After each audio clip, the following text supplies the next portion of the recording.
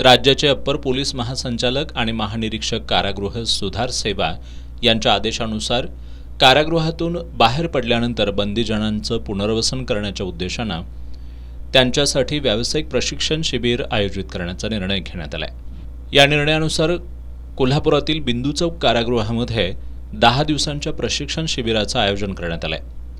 केंद्र शासन पुरस्कृत ग्रामीण स्वयंरोजगार प्रशिक्षण संस्थेच्या सहकार्यानं हे प्रशिक्षण शिबिर सुरू आहे।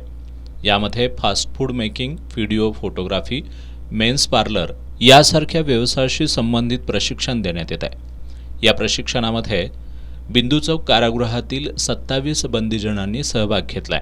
स्टार ग्रामीण स्वयंरोजगार प्रशिक्षण संस्थेचे प्रमुख गणेश गोडसे आणि कारागृह अधीक्षक सचिन साळवे यांच्या उपस्थितीमध्ये नुकतंच या शिबिराचं उद्घाटन करण्यात आलं। यावेळी स्टार ग्रामीण स्वयंरोजगार प्रशिक्षण संस्थेचे संचालक उपाध्ये, फास्ट फूड शेफ तृप्ती दिंडे, वरिष्ठ तुरुंग अधिकारी जठार यांच्यासह कारागृहातील कर्मचारी उपस्थित होते।